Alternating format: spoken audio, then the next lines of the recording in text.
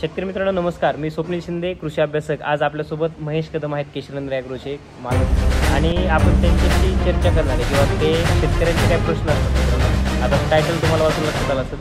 आपला महत्त्वाचा मुद्दा आहे की पावसाळ्यामध्ये कलिंगड आणि तूर एकत्रित करताना काय काय प्रॉब्लेम येणार आहेत, काही अडचणी येणार आहेत. सगळीच लोक फायदे सांगतात महेश. प्रत्येक आता तुम्ही म्हणले बाबा तुम्ही व्हिडिओ बघता आणि सगळ्या तुम्ही फायदेच सांगता, त्याचं आम्हाला त्याचे दुष्परिणाम पण सांगा.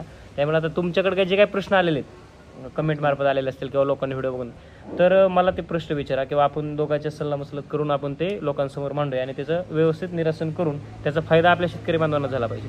मित्रांनो, आपण बऱ्याच दिवसापासून कलिंगड खरबूजामध्ये काम करतोय. आपलं मोठं काम आहे. कलिंगड, खरबूज असेल, मिरची असेल किंवा इतर जी भाजीपाला पिकत त्याच्यामध्ये.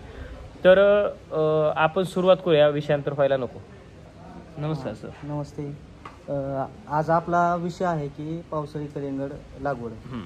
तर तुम्ही आम्हाला आमच्या शेतकऱ्यांना असं काय सांगा की पावसाळ्यात कलिंगड पावसाळ्यात का लावलं पाहिजे किंवा पावसाळी कलिंगडाचे काय फायदे येतात? हे सर, पैसा हा खूप इम्पॉर्टंट विषय बरं का, सगळ्यात महत्त्वाचं. आता बरेच जण सांगतात की पावसाळ्यात कलिंगड लावला की भरपूर पैसा होतो आणि त्याचा उत्पन्न म्हणजे थोडक्यात उत्पादन पण भेटतं आणि उत्पन्न पण भेटतं, पैसा पण भेटतो आणि त्याचं टनेज पण जास्त निघतं. तर मित्रांनो, विषय असा आहे, आता उन्हाळा संपतोय. मेची आज 28-29 तारीख आहे आज.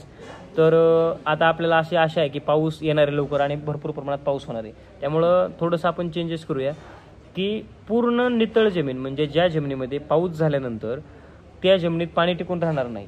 टिकून राहणार नाही ह्याचा अर्थ की निचरा होणारी जमीन पाहिजे. थोडीशी ह्याच्या कडेला असेल, म्हणजे डाळाच्या कडेला असेल, उताराच्या साईडला असेल, ती जमीन आवश्यक आहे. थोडीशी खडेल किंवा आपली जी तांबडट जमीन म्हणतो, काळ्या जमिनीची खडेल राहतात ना छोटे छोटे खडे, मुरमाड मिक्स असलेली जमीन, तर काळी जमीन फक्त ती जमीन अतिउत्तम आहे. ज्या जमिनीमध्ये आपण पाऊस झाल्यानंतर चालू शकतो, कारण का आपण पावसाळ्यात बद्दल बोलतोय, ज्या जमिनीमध्ये आपण व्यवस्थित चालू शकतो. आणि त्याचं बेड प्रिपरेशन, बेड काढताना सर काय करायचं, आता नांगरटी झालेल्या आहेत बऱ्यापैकी. यावर्षी काय उन्हाळ्यात जास्त लोकांची पिकं झालेली नाहीत. पिकं झालेलं नसल्यामुळं नांगरटी आपण करून घेणार आहे. नांगरट केलेले आहेत. आता हे आपल्याला काकरायचं चालू आहे. तर काय करायचं, आपण पूर्व पश्चिम नांगरट केलेला असावी शक्यतो. दक्षिण उत्तर काकरून घ्यायचे आणि परत दक्षिण उत्तर काकरून घेतल्यानंतर परत आपल्याला ते जे टिलेज प्रिपरेशन आहे ना, त्याला कुठल्याही प्रकारचं जसं कंडिशन असेल, आता बरेच लोक म्हणतात की दक्षिण उत्तरच का पाहिजे बाबा बेड काढायचं, तर जिथं जशी परिस्थिती असेल तसं शेतकऱ्यांनी बेड काढायचे. त्याच्यानंतर विषय काय येतो माहिती का, जर दक्षिण उत्तर बेड काढण्याचे दक्षिण उत्तर बेड काढण्याचा फायदा एक आहे की वेली पूर्वेकडे सकाळ सकाळ वाढतात आणि संध्याकाळी टोमॅटो क्लोज होतो दुपारी. ते नंतर 3-4च्या दरम्यान कलिंगडाचा टोमॅटो ज्यावेळेस ओपन होतो, पर्णछेद्र जे म्हणतो, ते ज्यावेळेस अन्नग्रहण करायला सुरुवात करतो 4च्या नंतर कलिंगड, ज्यावेळेस टेम्परेचर मिडियम येते, दोन्ही साईडला वेली वाढतात. त्याच्यामुळे होतं काय पावसाळ्यात माहिती का, जर आपण असा दक्षिण उत्तर काढलं आणि पूर्वेला वेली वाढल्या, पश्चिमेला वेली जर वाढल्या नसेल, तर सेटिंग प्रॉपर होतं, त्याला जागा व्यवस्थित भेटते, ते पूर्ण रानभर पसरतं आणि मग त्याला कुठल्याही प्रकारचं एक दाटी न झाल्यामुळं कीड रोगाला आपसुकच ते कमी बळी पडतं.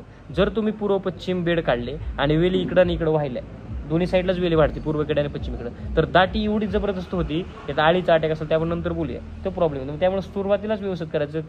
शेणखत चांगल्या पद्धतीचं कुजलेलं टाकून घ्यायचं. शक्य असेल तर कोंबड खत तुम्ही टाकून घ्या बेड प्रिपरेशनला. त्याने काय होऊन जाईल की जरा हिट राहील थोडीशी, जरी आपल्या जमिनीमध्ये ही नसेल, गार पडणारी जमीन असेल किंवा थोडीशी जमिनीमध्ये. आता बऱ्याच ठिकाणी वेगवेगळ्या प्रकारचे सॉईल आहेत, त्याबद्दल जास्त काय बोलायला नको, पण जिथं आपल्याला चांगलं पिकतं ना ती जमीन आपण सिलेक्ट करायची. हा जमिनीचा मुद्दा झाला. तर मग पावसाळ्यामध्ये अडचणी काय येतात, पाणी जास्त लागणं किंवा त्या अजून एक प्रश्न असा की पावसाळ्यात मल्चिंग करायला पाहिजे का? हा, मल्चिंग 100% करायलाच पाहिजे. हा, मल्चिंग असं काय, मल्चिंगचं काय माहिती का, चांगल्या क्वालिटीचं मल्चिंग आता मी बऱ्याच ठिकाणी हिंडतोय, तर एक सर्वांनी लक्षपूर्वक बघा बरं का. म्हणजे आमचं काय आग्रह नसतो, आम्ही काय कोणाला रिकमेंड करतो, म्हणजे चांगलं असेल तेच रिकमेंड करतो. तर चांगल्या क्वालिटीचं मल्चिंग आमच्यात बारामती भागामध्ये प्रगतीचं मल्चिंग एक चांगलं भेटतं. प्रगती मल्चिंग म्हणून आहे, शिरवळची कंपनी. तर त्यांचं मल्चिंग खूप सुंदर आहे की चांगली थिन आहे त्याचं, म्हणजे व्हर्जिन मटेरियल वापरतात. तुम्ही कुठल्याही कंपनीचं चांगल्या ISI नोनीव असेल, कुठल्या असेल भारतीय कंपनी, कोठारी असेल, खूप ब्रँड मोठा आहे, त्यांचं तुम्ही मल्चिंग वापरू शकता. जेणेकरून काय तुमचं जी UV रेडिएशन आहे ती झालं पाहिजे, म्हणजे जे काही सनराईज आहे ना आतमध्ये नाही गेलं पाहिजे, सनलाईट रिफ्लेक्ट झालं पाहिजे. आणि ते जर चमकदार असेल, व्यवस्थित जर मल्चिंग असेल ना, तर जी किडी येणार आहे ती किडी रिफ्लेक्ट झाली पाहिजे तिथून. त्याचा एक फायदा आहे. काय फायदा होतो का? व्हायरसला 100% फायदा होतो. जे व्हाईट फ्लाय, जे सकिंग पेस्ट आहेत ना, व्हाईट फ्लाय, थ्रिप्स, ॲफिड, जॅसिड, जी काही आपण म्हणतो की बाबा रसशोषक किडे आहेत त्या सकिंग पेस्ट त्या सगळ्या रिफ्लेक्ट होतात मल्चिंगमुळे. ते एक खूप मोठा फायदा आहे. UVAचा पण फायदा आहे की बाबा डायरेक्ट किरण आतमध्ये घुसत नाही, रिफ्लेक्ट केलं जातं मल्चिंगमुळे. तणांचं व्यवस्थापन खूप गरजेचं आहे. पावसाळ्यामध्ये हे केलंच पाहिजे. आणि कुठल्याही प्रकारचं तणनाशक पण वापरायचं नाही. आपण ते पण व्हिडिओमध्ये नंतर बोलू.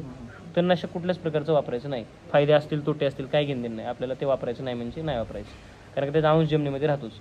लोक बरेच जण वापरतात. साईटने अगोदर तुम्ही मारून घेऊ शकता, ग्रामोक्झोन सारखं किंवा 18 तुम्ही साईटनं बांधणे वगैरे मारू शकता. ग्लायपोसिट पण 10-15 दिवस अगोदर मारू शकता, पण मध्ये वापरायचं नाही. खुरपून वगैरे काढायचं, लहान आहे तोपर्यंतच खुरपून काढायचं. लागवड झाली, प्रॉब्लेम तोच येतो ना तणांचा. हा, तणांचा प्रादुर्भाव खूप आहे, त्यामुळे तण जे वेळेस लहान आहेत ना सर तोपर्यंतच काढून घ्यायचे. 18 सुद्धा आपल्याला वापरायचं नाही. मी मागच्या व्हिडिओमध्ये सांगितलं की 18 वापरलं त्या जमिनीवरती तर राहिले का अंश राहिले, परत ज्यावेळेस वेली येतात तिथं आणि पाऊस पडला की त्या वेली तिथून आर तयार होती, मुळी तिथं चिकटल्या जाते जमिनीला, ती तणनाशक अपटेक करते की लगेच लॉसेस येतात. त्याच्यामध्ये बर्ड नेक्रोसिस सारखे वगैरे रोग येतात. तर लागवडीचे अजून काय प्रश्न?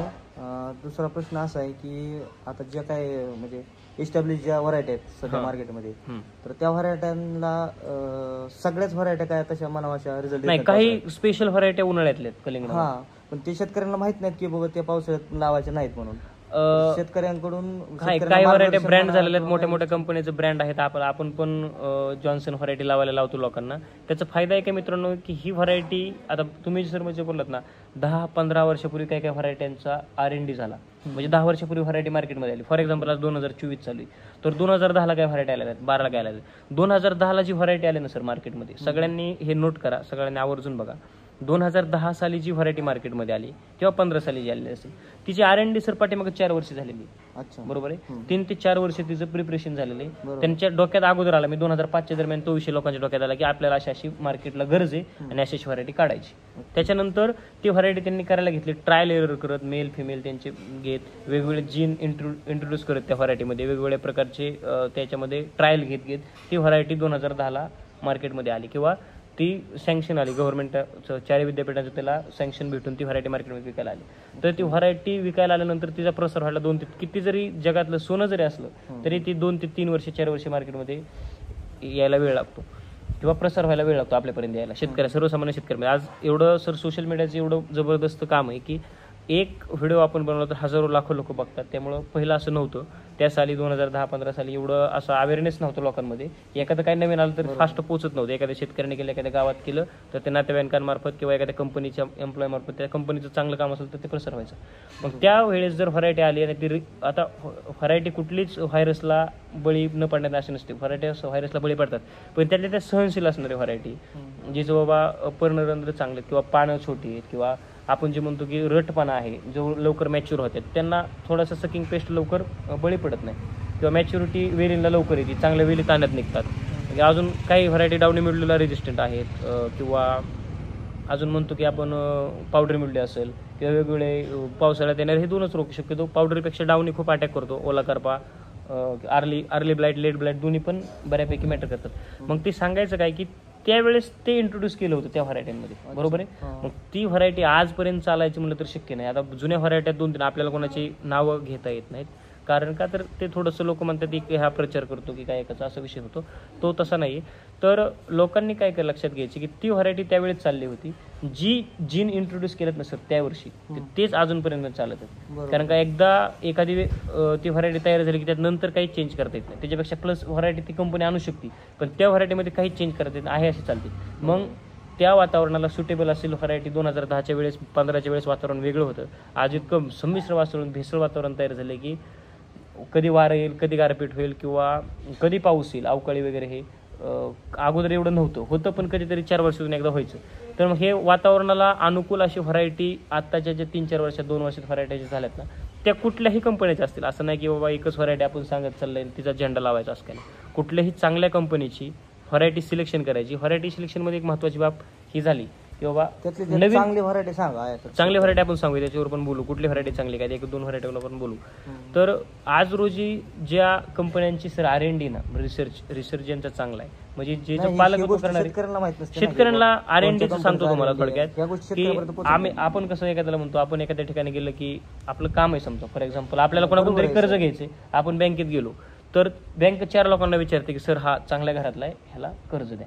आणि जर आपलं ऐका ना मला काय थांबून म्हणायचंय, ऐका. तर शेतकऱ्यांना R&D हा प्रकारच माहित सांगतो ना मी नसतो. R&D सांगतो थोडक्यात जे सांगतो सांगताय ना म्हणजे की आपल्याला R&D पाहिजे त्यांचं, तर ते प्रकारच माहित नसतो शेतकऱ्यांना. बरोबर आहे. तर आपल्याला जसं बोललं जातं की ह्या चांगल्या घरातल्या ह्याचं काम करून द्या, तसं R&Dचा विषय. R&D म्हणजे काय की एखादी कंपनी स्थापन होती, नवीन नवीन ब्रीड काढते, हायब्रिड काढते, तर त्या हायब्रिड काढत असताना त्या हायब्रिडवरती रिसर्च झाला पाहिजे. म्हणजे ते हायब्रिड मार्केटमध्ये आणते ना, तर त्याच्यावर वेगवेगळ्या प्रकारचे ट्रायल घेतले जातात, त्याच्यावर रोग पाडून बघितला जातो, किती सहनशील आहे, किंवा किडी एखादी नसेल तर किडी त्यावर टाकून बघितली जाते, किडा म्हणजे फिजिकली त्याच्यावर टाकले जातात, ती किती रेजिस्टंट करते का हे बघितलं जातं, अगोदर ट्रायल घेतल्या जातात आणि वेगवेगळ्या प्रकारचे ब्रीड लावले जातात, नंबर ऑफ ब्रीड लावले जातात, त्यातून सिलेक्शन केलं जातं. म्हणजे भरपूर साऱ्या व्हरायटी लावायच्या, वेगवेगळ्या जंगली लावायच्या, जे हायब्रिड आहे ते लावायच्या, त्यातून प्रॉपर सिलेक्शन करायचं आणि ती व्हरायटी आपण मार्केटमध्ये आहे, त्याला 3-4 वर्षाचा काळ लागतो. आणि ही एक ठराविक सर्टिफाईड एक R&D असतात वेगवेगळ्या ठिकाणी कंपन्यांच्या.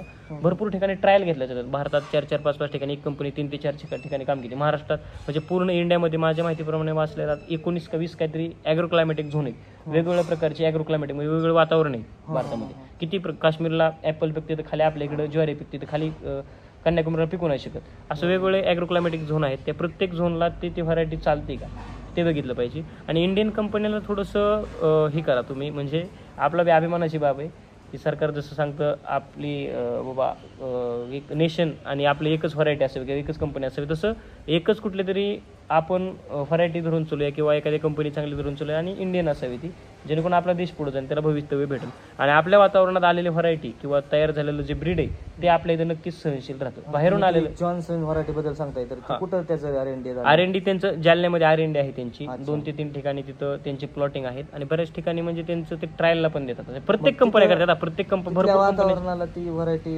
सहनशील आहे किंवा तिथल्या जालन्यामध्ये आज 100 कंपन्या रजिस्टर आहेत. तिथं खूप साऱ्या कंपन्या येतात मार्केटमधल्या भाजीपाल्यामध्ये, खूप सारं तिथं R&D म्हणजे बरेच रिसर्च होतो, सगळ्या गोष्टी होतात. ते R&Dचा विषय झाला की बाबा ते पालकत्व करणारं कोणतरी पाहिजे, तर ती व्हरायटी असेल किंवा तिथले जे ब्रीड असतात ते 100% ब्रीड त्याचे फायद्याचे ठरतात. आपण ज्यावेळेस आपल्या शेतामध्ये ग्रो करतो त्यावेळेस थोडा काय असतं, नवीन व्हरायटी आली की लोकांचा पण प्रश्न असतो की रेट वगैरे हाय असतात किंवा काय, तर सर R&Dला जो खर्च लाखो करोडो रुपयांमध्ये खर्च होतो, एक व्हरायटी मार्केटमध्ये याची तर 20-20, 25-25 लाख रुपये एक व्हरायटी रजिस्टरला लागतं. त्यामुळं आपसुकच रेट हे कंपनी घेत पहिल्यांदा रेट त्यांनाही परवडत नाही, त्याच्यामुळं ते गव्हर्नमेंटचे सँक्शन असतं, ते काय कुठं काय बाजारातून आणून मांडत नाही. बरोबर, तो महत्त्वाचा मुद्दा आहे. म्हणजे R&D थोडक्यात मी सांगितलं, अजून मला त्याबद्दल काही प्रॉपर नॉलेज नाही आहे. बरेच आपले टेक्निकल लोक आहेत, मी जसं बघितलं माझ्या डोळ्यांनी जेवढी बघण्यात आली की बाबा पिकं असतात त्याच्यावरती काम केलं जातं आणि ती व्हरायटी जास्त चांगला ब्रीड सिलेक्शन दिलं जातं, एवढं आपल्याला माहिती. तुम्ही रिकमेंड करताय ती जॉन्सन व्हरायटी, तर ती तिचं R&D आहे म्हणायचं. हा, बऱ्याच कंपन्याच आहेत, तिथंच नाही अशा कलर्सटेड आहे बरेच ह्याच्यामध्ये. पावसाळ्या व्हरायटीच्या बद्दल बोलतोय आता पावसाळ्या व्हरायटीमध्ये काय सर, ज्याचं मागच्या व्हिडिओमध्ये मी सांगितलं 2-3 व्हिडिओमध्ये माझं बोलणं झालं, आता नवीन काय बघत असेल तर त्यांनाही महत्त्वाचं ठरेल की मेल आणि फिमेल, नर आणि मादी कळी जी असते ती नराची त्याची काय आहे, जी जॉन्सन व्हरायटी त्यांचा विषय असा आहे की नर कळीचं जी पोलन ग्रेन देण्याची कॅपॅसिटी ती जास्त आहे, पोलन ग्रेन जास्त तयार करतं ते नरकळी, आणि मादी कळीची पोलन ग्रहण घेण्याची कॅपॅसिटी जास्त आहे. म्हणजे आपसुकच काय होतं, माशीचं प्रमाण, मधमाशी ही गरजेचीच आहे, सेटिंग काळात ही मधमाशी लागतेच बरं,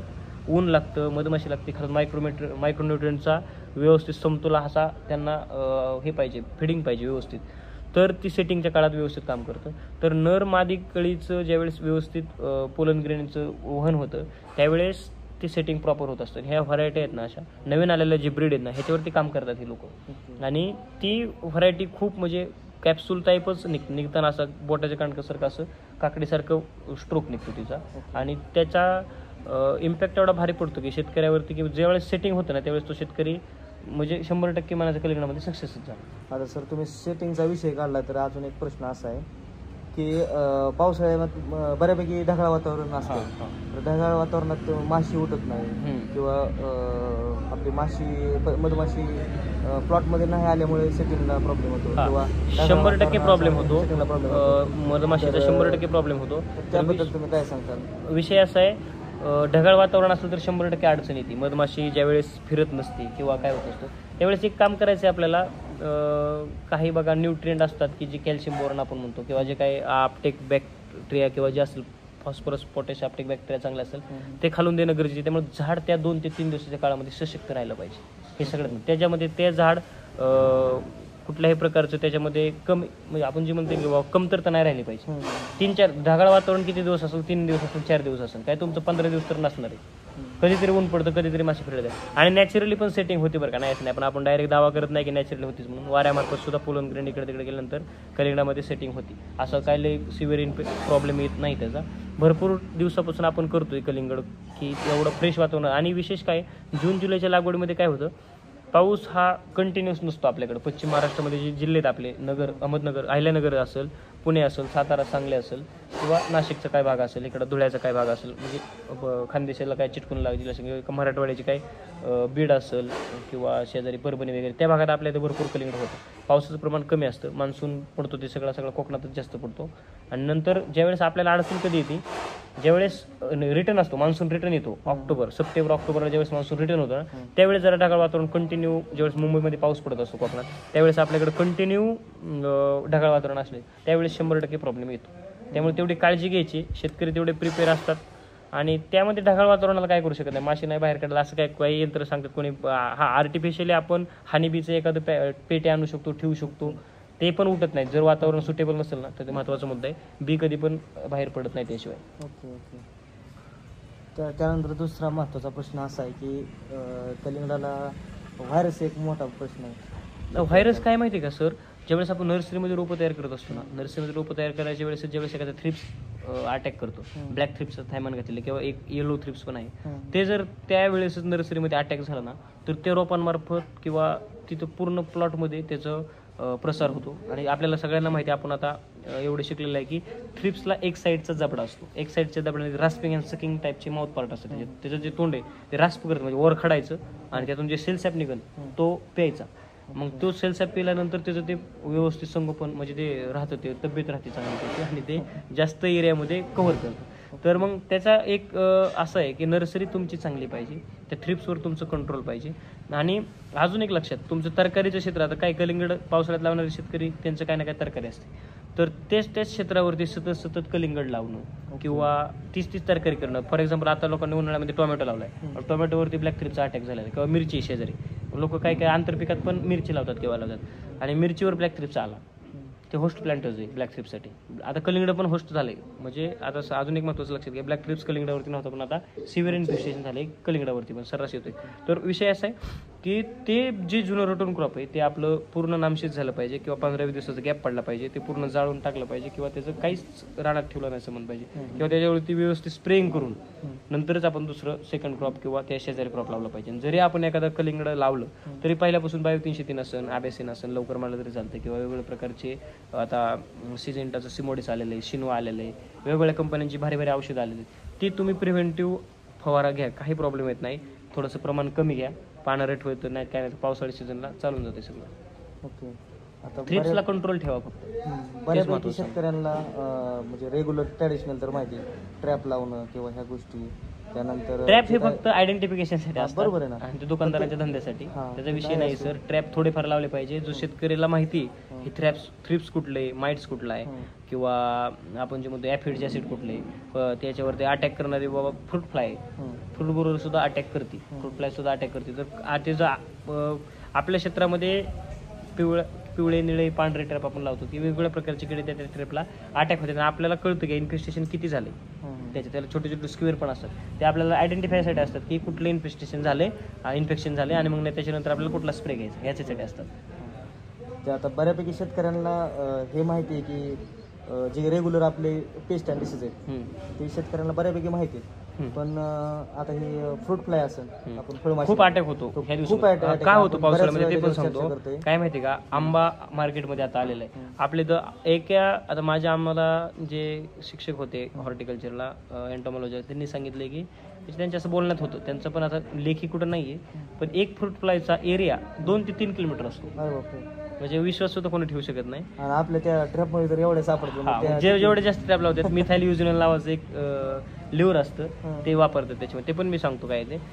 तर आता चर्चा आपण होऊ द्या, थोडं वास्ट होऊ द्या व्हिडिओ, पण आपण त्याच्यावरती बोलूया, म्हणजे पूर्ण शेतकरीचे व्हिडिओ बघते त्याला 100% आपल्याला त्याला नॉलेज भेटेल. तर विषय काय आहे, जे ट्रॅप आपण लावतो किंवा आपण जे फ्रूट फ्लाय म्हणतो, फ्रूट आता आंबा गेलेला आहे मार्केटमधून, आता जूनला आपल्या इथं आंबा कधी पिकतोय, मे एंडला पिकतो किंवा 15 जून पर्यंत आपल्या इथं आंबा असतो. जो आंब्याचा जे कातड आहे किंवा आंबा जो सडलेला असतो, जिथं पडलेला असतो, तिथं फ्रूट फ्लाय आता जगत असते पूर्ण उन्हाळाभर. आंबा असेल, पेरू असेल, जांभूळ जांभूळ असेल ह्याच्यावरती आता त्याची उपजीविका करते. ओके.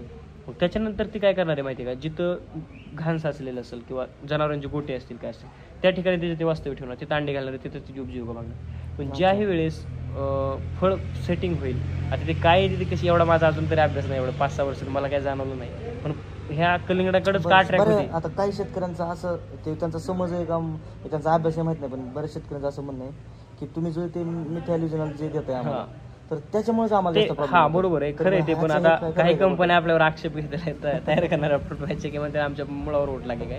तर सर एक फिमेलचं लिव्हर काढलेलं असतं मिथाइलोजनल नावाचं, ते त्याच्यामध्ये लिव्हर त्या ट्रॅपमध्ये टाकलेलं असतं आणि मग त्याच्याकडे मेल अट्रॅक्ट होतो. अच्छा. मेल अट्रॅक्ट झाल्यानंतर काय होतं की त्या मेलचं त्या एरियामधलं पॉप्युलेशन कमी होतं आणि पॉप्युलेशन कमी झालं की आपसुकच फिमेलला त्याचं मीटिंग नाही झाल्यामुळे ती डेट होती. मग त्याचा पिरियड किती दिवसाचा आहे सर? 8-10 दिवसाचा पिरियड आहे आफ्टर एग हॅचिंग टू ह्याच्यापर्यंत आपण जे म्हणू शकतो की एक अडल्टपर्यंत, म्हणजे एग, लार्वी, प्युपी आणि अडल्ट. आता तर एग लेइंग कधी करतं? सनडस्ट ज्यावेळेस संध्याकाळच्या वेळेस असेल आपली, त्यावेळेस डस्क टाइम जो असतो दिवस मावळत त्यावेळेस ते एग लेइंग करत असते माशी.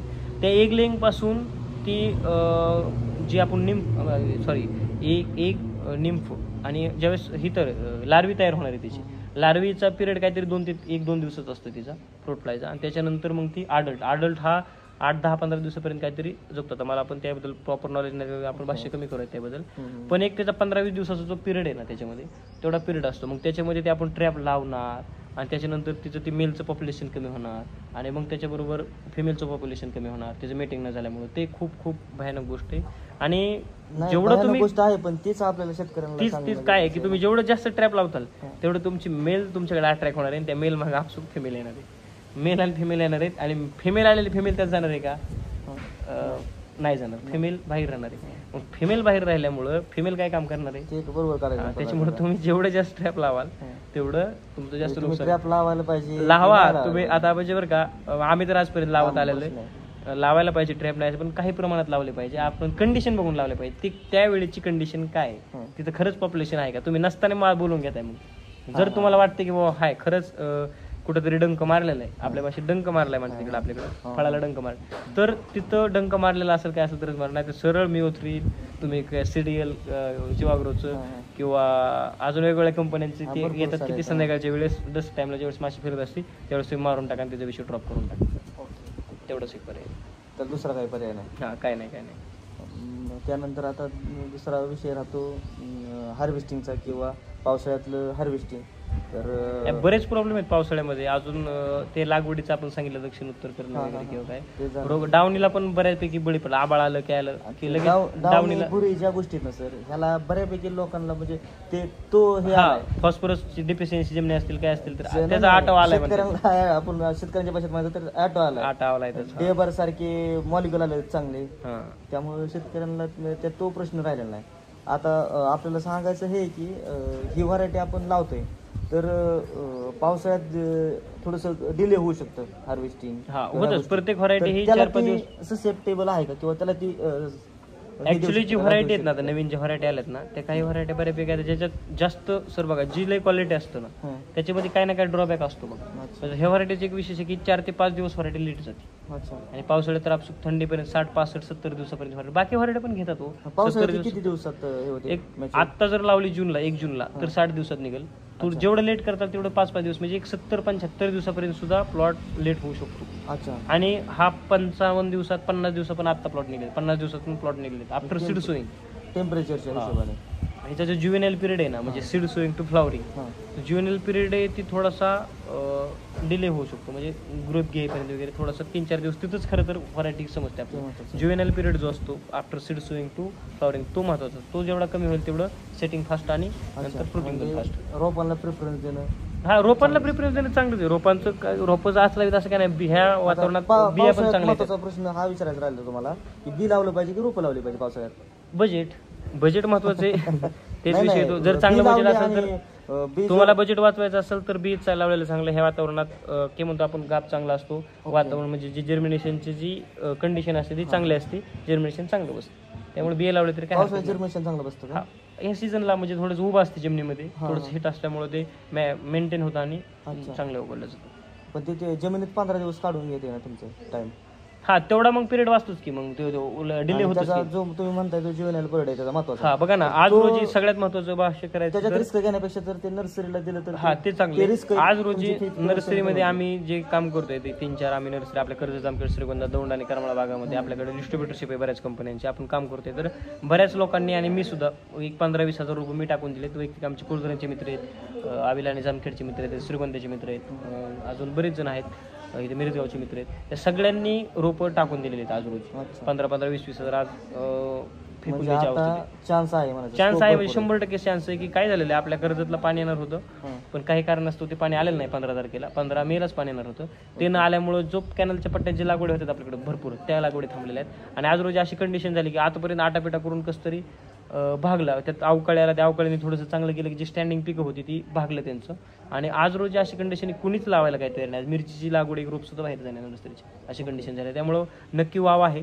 तुरीचं त्यात आपण आंतरपीक घेणार आहे. त्यामुळं मी मग पहिल्यांदाच आपलं टायटल ह्या व्हरायटीला तुरी सोबत केलं तर काही प्रॉब्लेम. तुरी सोबत चांगली येते तूर. तुमची चांगल्या कंपनीची 85ची जीओडी लावा, किंवा जी 85ची जीओडी पण त्याच्याबद्दल थोडं बोलूयात की ती व्हरायटी पण रेजिस्टर आहे बऱ्याच किडी रोगांना आणि उत्पन्न चांगले. ती पण डिले होती बरं का, म्हणजे ती पण व्हरायटी 5-5.5 महिने घेते. म्हणजे ज्या व्हरायटीमध्ये काही चांगली जीन असतील ना सर, तिथं त्यांचं एक ते थोडासा डिले होतात. पण 15 दिवस डिले झाले म्हणून काही प्रॉब्लेम नाही. आपल्याला परत गावरान कांदा आपण त्यामध्ये करू शकतो. उत्पन्नासाठी जास्त येतो व्हरायटी. ही पण व्हरायटी चांगली, आपसूक उत्पन्न जास्तच निघतं. पावसाळ्यामध्ये थोडंसं टनेज जास्त निघतं, वातावरण सुटेबल असतं. आणि कलिंगड लावायला मला तर काही अडचण वाटत नाही बरं का. कलिंगड हे लागलं पाहिजे, मार्केट चांगलं राहतं कलिंगडा. मला ज्यावेळेस सप्टेंबर-ऑक्टोबर हिट असते, सप्टेंबरला हिट असते, ऑक्टोबरला हिट, दिल्ली कटिकला हा माल जातो चांगला. जून-जुलैचा माल समजा अगोदरच जातो. तुम्ही मार्केट राहायचे चान्सेस एक तर दसऱ्याच्या टायमाला पण भरपूर असतात, नवरात्रात. त्याच्या अगोदर गणपतीच्या वेळेस सुद्धा चांगलं मार्केट राहतं. दिंड्या निघायच्या आसपास ज्यावेळेस आपली आषाढी वारीची दिंडी निघते त्यावेळेस लागवडी झाल्या त्याचे सुद्धा पैसे भरपूर होतात कलिंगडाचे. हे पण महत्त्वाचं. आणि आंतरपीक असल्यामुळे सर फायदा काय माहिती का, म्हणजे सरासरी बोलायचं आता कॅल्क्युलेशन मी कधी काही जास्त सांगत नाही बरं का. कॅल्क्युलेशन सांगितलं की लोक ट्रोल करतात, तुम्ही नुसतं बोलता सांगता आणि लोकांचं उत्पन्न येत नाही. तर एक 30-35 हजार रुपये माझ्या माहितीप्रमाणे कलिंगडाचा खर्च धरून चालायचा, बी असेल तर. आणि ग्रुप असेल तर 40-50 हजार रुपये कलिंगडाचे धरून चालायचे. जर तो शेतकरी प्रॉपर व्यवस्थित असेल, त्यांनी केलेला अगोदर असेल तर. बिया कुठं कुठं उपलब्ध होतील? बिया आपल्या पूर्ण नगरमध्ये आहे अवेलेबल, परत कर्जतमध्ये आहे, माजलगावमध्ये आहे, श्रीगोंद्यामध्ये आहे, तुमच्या इथं बारडगावला आहे, केशरनंदन ॲग्रो आमच्याकडे अवेलेबल होतं. बऱ्याच ठिकाणी त्यांचे डीलर आहेत, करमाळ्यामध्ये आहे, बारामतीमध्ये आहे. बऱ्याच ठिकाणी ते मला कमेंट केलं तर मी त्यांचे नंबर देईन, तुम्हाला सांगून जाईल. बऱ्याच ठिकाणी डीलर त्यांचे उपलब्ध आहेत की, आणि कुठून बी डायरेक्ट मोठे मोठे डिस्ट्रीब्युटर आहेत पुण्यासारख्या, नगरसारख्या भागातून, तिथून सुद्धा अवेलेबल होऊ शकतं शेतकऱ्यांना. तर अजून महत्त्वाचा विषय काय राहतो की आळीचा एक प्रॉब्लेम सर, असा प्रॉब्लेम जाणवतो की ज्या वेळेस फ्रुटिंग होतं आणि वेली पण भरपूर वाढलेल्या असतात पावसात, त्यावेळेस आळी खालून अटॅक केलेला आपल्याला दिसत नाही. आणि एखादा स्प्रे जरी केला तरी तिथं अटकाव आळीचं भेटत नाही. तर त्यासाठी काय करायचं माहिती का, HTPचे जे स्प्रे असतील किंवा ड्रोन असेल, ड्रोननं जे हेवी खाली थोडंसं ड्रोन हे करून 1-4-5 फुटाच्या अंतरावरती ठेवून हेवी स्प्रे झाला पाहिजे. अच्छा. हा, की त्यावेळेस एखादं कॉन्टॅक्ट आपल्यालाच घ्यावं लागतं. ट्रायल आपण आता लास्ट इयर तर आपण घेतली होती एक टाईम, किंवा ड्रोननं बऱ्यापैकी कव्हरेज आलेलं भेटते. फास्ट त्याचं गेलं पाहिजे, त्याची स्फटिक आहेत जे आपण म्हणतो दवबिंदू आहेत, त्या द्रावण त्या ह्याच्यापर्यंत पोहोचलं पाहिजे. कॉन्टॅक्ट एखादं टाकायचं त्या आळीमध्ये, एखादं सिस्टमॅटिक टाकायचं. कॉन्टॅक्ट सिस्टमॅटिक मिळून असतो त्या आळीवरती ती स्प्रे झाला पाहिजे वेलींवरती, तरच त्या आळी कंट्रोलमध्ये येते. HTPच्या स्प्रेशिवाय ती कंट्रोल बॅटरीच्या स्प्रेने, हँडपंपनी फवारणं शक्य होत नाही. नाही, पावसाळ्याचा तो प्रॉब्लेम मोठा आहे. अजून एक प्रकार करू शकतो की पावसाळ्यामध्ये 2-3 बेड एकत्र करून अशी वेली सारून 3 बेडच्या वेली एकत्र सारून आपण त्याच्यामधून वाटकर तयार करू शकतो आणि स्प्रे घेऊ शकतो. ते पण चांगलं आहे. पण आता टेक्नॉलॉजी निघली ड्रोन वगैरे, त्यामुळे ड्रोन वगैरेमुळे किंवा HTPचे हेवी स्प्रेमुळे आपण ते स्प्रे घेऊ शकतो आणि आळीचा अटकाव करू शकतो. शेतकऱ्यांना कसं अडचणी पण खूप असतात ना पावसाळ्याच्या, म्हणजे दलदल असते, वेली वाढलेले असतात, आतमधलं काय दिसत नाही. सापांचं प्रमाण असते, विचुकाटा म्हणजे आपण म्हणतो ते साप एवढं मोठ्या प्रमाणात असतात की कुकडी वगैरे जे काय म्हणजे कॅनल वगैरे झाले त्यामुळे वेगळ्या वेगळ्या विषारी सापांचं प्रमाण वाढलेलं, ते शेतकऱ्यांनी काळजी घ्यायची. बघितले नव्हते ते आता. त्याच्यामुळं ड्रोन सारखं असेल किंवा वेगवेगळे हेवी स्प्रे असतील ते तुम्ही वापरू शकता. थोडा खर्च होतात, पण आपल्याला जिथे जायची भीती वाटते किंवा खरंच आमच्या 1-2 शेतकरी माझे बाहेर रोपं गेलती, ते सर्पदंश झाला होता. म्हणजे त्यांचं नशीब चांगलं की कोणी दगावलं नाही, काय नाही. 2 शेतकऱ्यांना वेगवेगळ्या ठिकाणी सर्पदंश झालेला आहे स्प्रे करताना. त्या बॅटरीच्या काय होतं हे पण महत्वाचं मुद्दा आहे. आवाज चालू असतो ते घाबरतं प्राणी. तो प्राणी घाबरल्यामुळे त्याला जर पाया वगैरे पडला तर ते दंश करतो 100%. पण तेवढी काळजी आपण तिथे घेतली पाहिजे. त्यासाठी एकतर ड्रोन वगैरे पाहिजे. उंच बूट वगैरे जे हा, उंच बूट एक त्याला पर्याय आहे.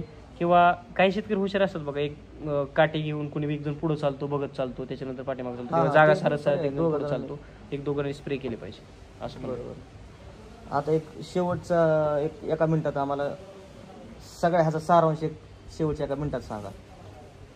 कशाबद्दल बोलायचं? जी आता चर्चा केली त्याचा एक सारांश की टिप्स म्हणून शेतकऱ्यांना पावसाळी कलिंगड लागवडीच्या टिप्स म्हणून एका मिनिटात आम्हाला समजून सांगा. हा, आता विषय काय, तुम्ही जमीन चांगली निवडली पाहिजे, निचऱ्याची जमीन निवडली पाहिजे, व्हरायटी चांगली निवडली पाहिजे जी पावसाळ्यामध्ये चालणार आहे ती. फॉर एक्झाम्पल जॉन्सन आहे. त्याच्यानंतर दुसऱ्या इतर कंपन्यांच्या व्हरायटी आहेत ते पण तुम्ही रिकमेंड करू शकता. आणि तुमचं जे प्रॅक्टिसेस आहेत ते सगळ्यात महत्त्वाचं म्हणजे तुमचं प्रिव्हेंटिव्ह, तुमचे स्प्रे असतील, सगळं काय असेल ते अगोदर गेलं पाहिजे. पावसाळ्यामध्ये रोग पडला, एखादा आळी वगैरे किंवा डावणी भुरी, तर ते लवकर कंट्रोल होत नाही. ते तुमचं प्रिव्हेंटिव्ह झालं पाहिजे. आणि सगळ्यात महत्त्वाचं, तुमचा जो रानातला माल निघला रे त्याला रस्ता पाहिजे, चिखल नसल्याला रस्ता पाहिजे, तिथं कमीत कमी ट्रॅक्टर तरी गेला पाहिजे. आणि जास्त फळ तिथं गोंधळ नाही पाहिजे किंवा ते खूप गोलमडलं नाही पाहिजे. एकदा कटून भरलं की ते डायरेक्ट त्या ट्रकमध्येच गेलं पाहिजे बाहेर. म्हणजे त्याचा रस्ता हा खूप महत्त्वाचा आहे. आणि पाण्याचं नियोजन प्रॉपर पाहिजे. तुमच्या डिपे भरणार असतील, पोल पाडणार असतील, किंवा काय तुमचं जनरेटर म्हणा किंवा एखादी गोष्ट म्हणा, ते तातडीने तिथं अवेलेबल पाहिजे. आणि मोठ्या प्रमाणात तुम्ही करण्यापेक्षा थोडं थोडं करा. म्हणजे स्टेप बाय हे महत्त्वाचं सांगणार आहे की 1 एकर आता केल्यानंतर 4-5 दिवसाच्या अंतराने 10 दिवसाच्या कमीत कमी 10 ते 15 दिवसाच्या गॅप नंतर तुम्ही दुसरं करा. एकाच वेळी जास्त लावू नका. म्हणजे एकाला रेट सापडला नाही सापडला तरी तशा टप्प्यात तुमच्याकडे रोपं अवेलेबल असतात. रोपं बी असतात आणि बिया लावलं तरी चालतात, किंवा रोपं पण आपण देऊ शकतो. अरे आपण तर 100% माझी नर्सरी ही कृषी भर हायटेक नर्सरी नावाने शिंपोऱ्याला नर्सरी, आपण काही जास्त जाहिरात करत नाही, पण 100% माझ्याकडे कलिंगड खरबूज बुकिंगच असतं. एक्स्ट्रा आम्ही शक्यतो काय टाकत नाही. जर गरज पडली, जर मोठा फ्लो असेल, 2 लाख 3 लाख रोपं पडलेले असेल तरच एक्स्ट्रा टाकून देतो, काय कॅन्सल वगैरे झालं तर असा विषय.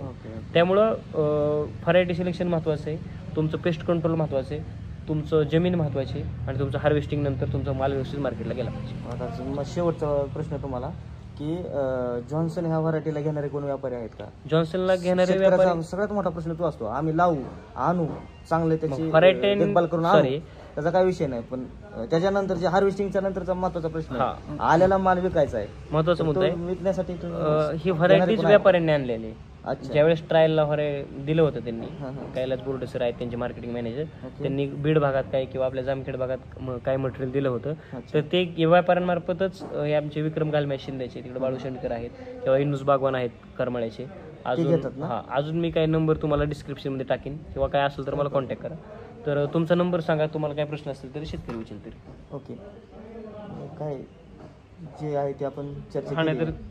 ठीक आहे, धन्यवाद.